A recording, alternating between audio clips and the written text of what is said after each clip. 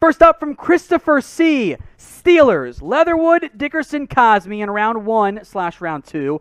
One of the UNC backs in round 1/round 2. So I am on board with that. I like that game plan. I approve. It's probably the, let's say, Cosme round 1, UNC round 2. That's my preferred path there. Gowan, Stokes, or Melifonwu in round 3. That's early for me on Tay Gowan. I know there's some fans of him out there, but I'm more of a early day 3 type of guy for him.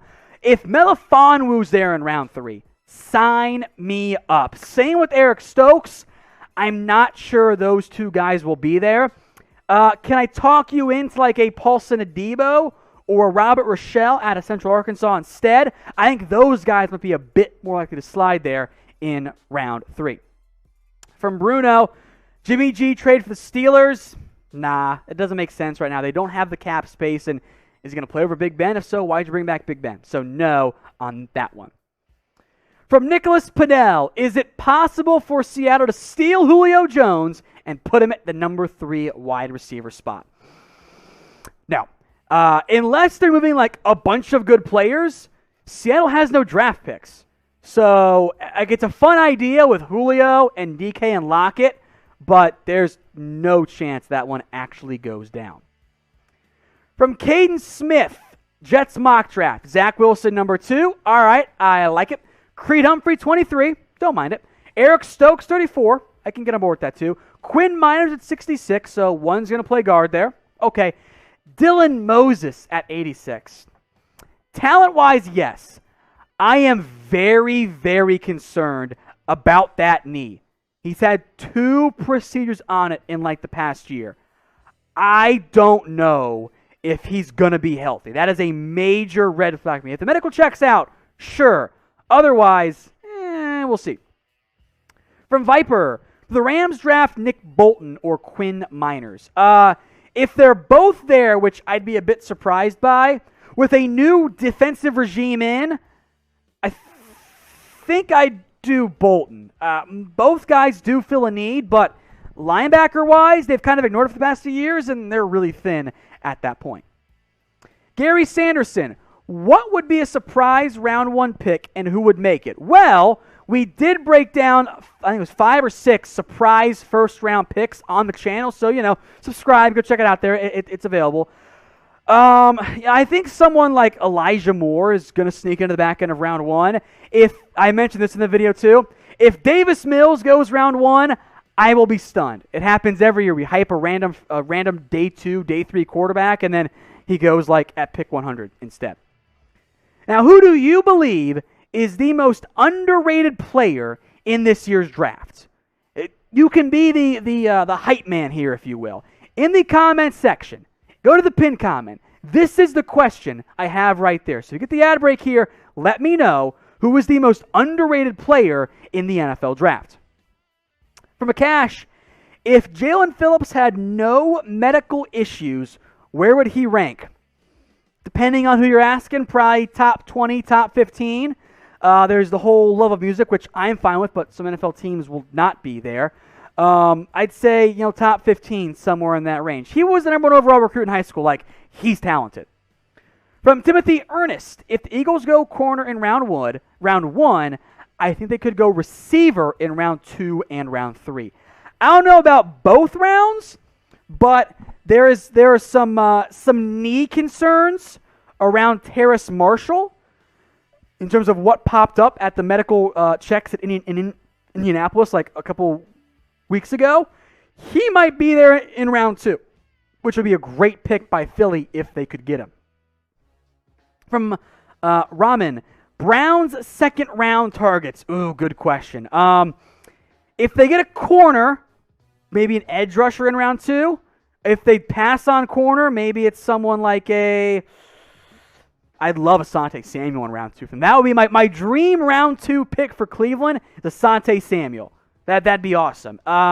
Maybe they look at receiver, maybe linebacker, defensive tackle as well. From Tyler, who does Miami get if they stay at number 6? In order, I think they would take Jamar Chase, who I think is going to be gone, Kyle Pitts, who I think might be gone, And then probably Jaylen Waddle over DeVonta Smith. I think playmaker is their plan, and they might settle for one of the Bama guys at number 6. From Jacob, I want an edge for Baltimore. If all are available, who do you pick? Russo, Phillips, or Azeez Ojulari? I have them ranked Phillips, Ojulari, and then big gap Gregory Russo. So I'm crossing off my list there. I think both could play in that scheme. I don't know who is more likely to be there. There's, of course, the concussion stuff with Jaelen Phillips. Peter King mentioned this, and then it has not been picked up very much. Apparently, there are some knee concerns for Ojulari, so he might be there back end of round 1. Either one of those guys would be a good pick for the Baltimore Ravens. From Sterling Cooper, should KC package their second-round picks to move up and go get a first-rounder? Depending on which trade value chart you're using there, it's not going to quite get you to round 1. It gets you the top of the second round, which is fine. Maybe there's someone signing that you want.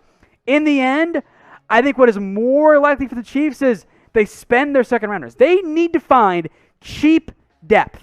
Money is going to be a problem down the road. So if you can hit on both second rounders, that is valuable for Casey because those guys are pretty damn cheap.